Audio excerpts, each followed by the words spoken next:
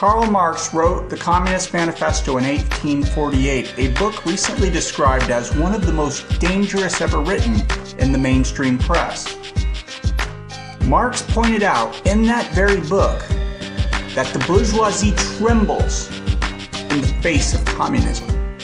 Well, they are still trembling today. Now, Marx wrote of contradictions, of social tensions. Marx lived in the middle of the industrial and scientific revolution. He looked around and saw the tremendous possibilities science opened up. He saw the potential of science to be used for human benefit. He saw the potential for human liberation in science. Yet because of the prevailing social relations, because of how power works, because of inequality, science was not being used to benefit humanity. Rather, it was being used to grind people into the ground. At the same time that capitalism was destroying the old feudal order and helping to propel technology forward in some instances, in other instances, technology and scientific progress were being held back by the capitalist social relations themselves. Marx also saw increasing socialization of production. More and more people were being brought into a single production process. Peasants driven off their land and turned into armies of workers. Factories, modern production. Today, this continues as globalization. A person in Indonesia can be involved in the same production process as someone halfway around the world in Mexico. Even though production was becoming ever more socialized, distribution remained private. Power remained private. In other words, even though society was unifying, power was held in the hands of the few. Marx saw that the capitalist system was crisis-ridden, cycles of boom and bust, human lives at the mercy of irrational market forces. Production organized to serve profit, not people. Marx called this the anarchy of capitalist production. This anarchy was irrational from the standpoint of human need. Marx also spoke of a great divide in our world. A few people grew wealthy, and the vast majority were ground into the dirt. A polarization between the haves and the have-nots. In his day, this polarization was between the factory owners and the industrial workers. Capitalists versus proletarians. The rich grew richer and the poor poorer. Such an irrational system could not survive forever. Marx predicted these contradictions, these tensions, would explode into revolution. Much of Marx's analysis rings true today. However, the world has polarized a bit differently than Marx foresaw. The world is not so even as Marx predicted. There is a great polarization today. There is a great divide. However, the world is much different today.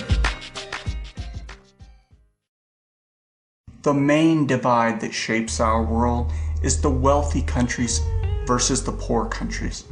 A global city versus a global countryside. The exploiter countries versus the exploited countries. The first versus the third world. This is what we need to understand to make revolution today, and revolution is the only answer to the problems facing our world. In 1820, the difference between the richest and the poorest countries was about 3-to-1.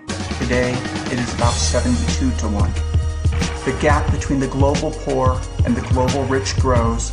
The divide between the third world and first world grows. First world peoples live lives of luxuries. The third world peoples suffer. Underdevelopment, poverty, starvation, cruelty, rape, wars, genocide, violence. Half the world lives and dies on less than $3 a day. population in India, making 80 cents a day or less, is greater than the population of the United States.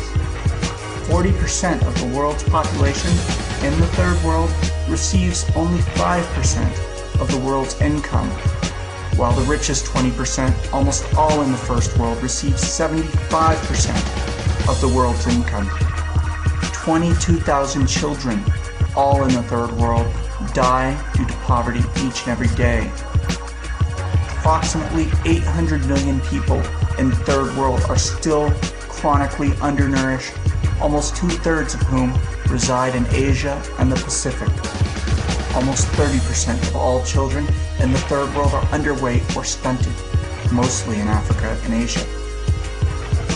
10 million children die in the third world each year before they reach the age of 5, the same child population as France, Germany, Greece, and Italy. A mere 12% of the world's population uses 85% of its water, and these 12% do not live in the third world. 1 in 3 people has trouble accessing water, mostly in the third world. 1.1 billion people in the third world do not have adequate access to water, and 2.6 billion lack basic sanitation. For tens of millions of people, just finding water is a life and death struggle. Hours each and every day just looking for water. Half of third world people suffer from health problems related to unsafe water or lack of water at some point in their lives. 14 million people die every year from preventable diseases, mostly in the third world. 95% of new HIV infections occur in the third world, mainly in Africa. Only 12% of those who have HIV are getting HIV treatment. By 2020, AIDS will have killed more people than both world wars. These victims are mostly in the third world.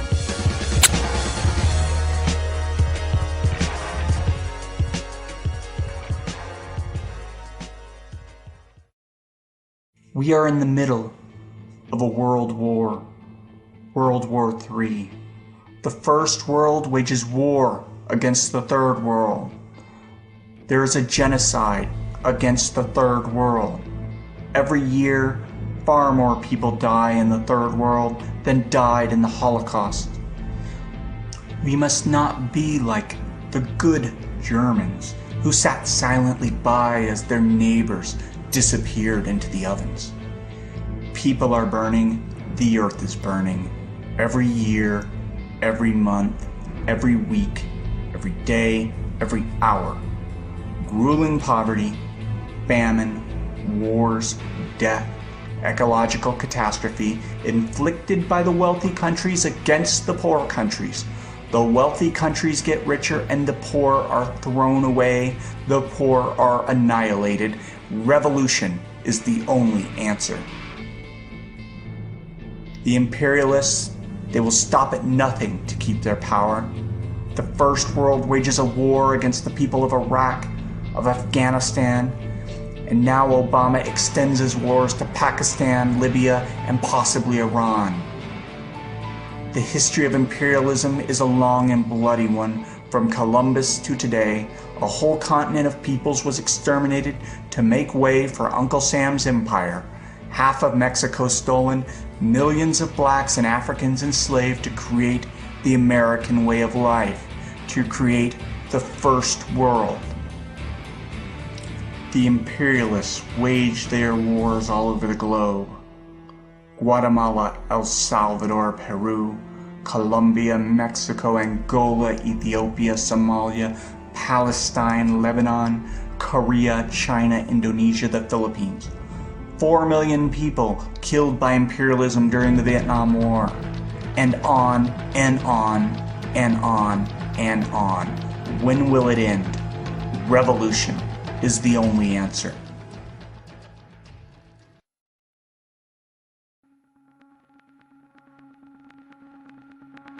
The problems seem so big, the injustice so unstoppable.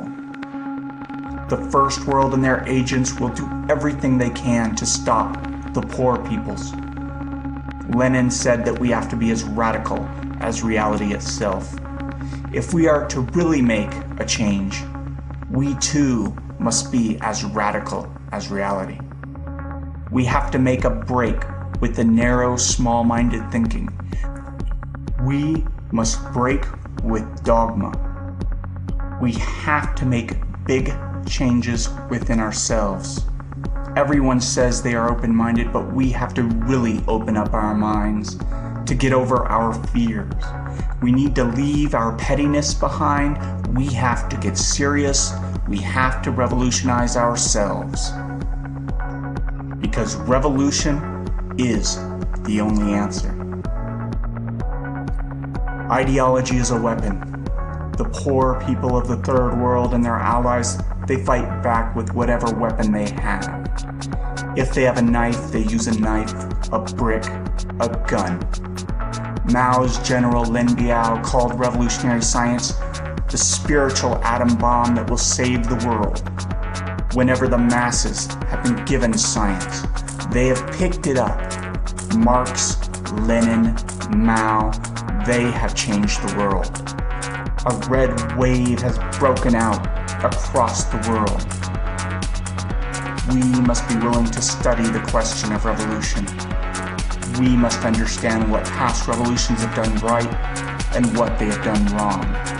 We must reject the mainstream bullshit that has taught us that communism and socialism are dirty words. We must not be afraid to be leading lights, to lead, to be the vanguard. History has placed this role on our shoulders. We are condemned to lead. This is our responsibility. Our revolution will come from the darkest places. It will come from where revolution is not simply one option among many, but it will come from where revolution is the only option, where revolution means survival. It will come from the poor places, the indigenous places, from the mountains, the jungles, and the slums of Asia, Africa, and Latin America. Che Guevara once called the United States the belly of the beast. The First World, including the United States, is a beast that cannibalizes oppressed peoples. First World peoples as a whole are beasts. They live off the suffering of others. First World consumption is killing the planet, our common home. Even so, there are a few anomalies in the First World who will join the global struggle for communism. A few will break out of the matrix of consumerism, the matrix of the American way of life. A few anomalies in the First World will take the red pill. These anomalies in the First World, they have privilege, but they too have a duty to fight for a better world alongside the people of the Third World. But everyone, especially First World peoples, have to give up the consumerist dream, the individualist lifestyle that has consigned half of humanity to starvation and is pushing the world towards ecological collapse. Everyone, but especially First World peoples, have to take a serious look at the way that they live.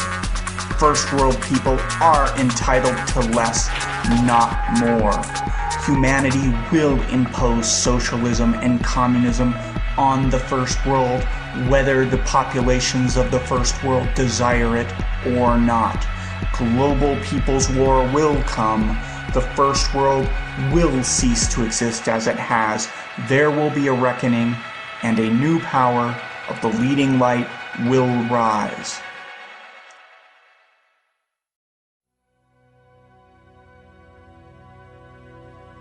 A new world, a new power.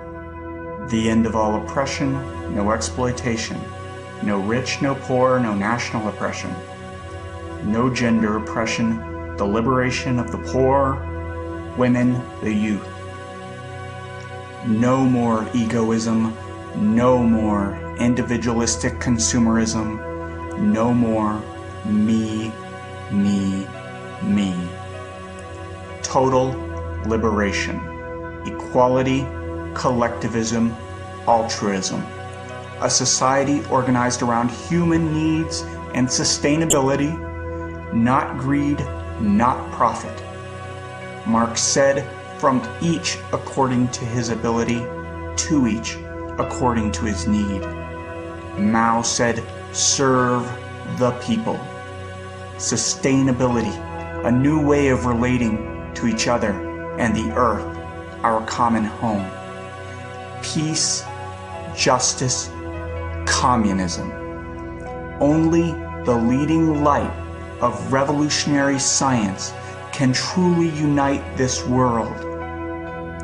A storm is coming, a storm like no other, a third wave of revolution, a new breakthrough for humanity.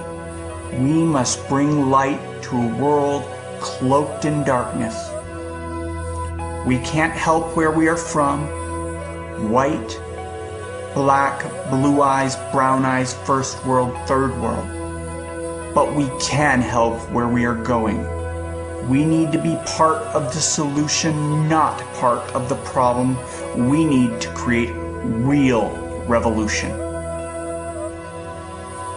Now, people have made revolution before us and they will make revolution after us. But we are now on this long march together. The march is full of twists and turns. It is full of errors and retreats. It is a protracted struggle. We will not win overnight.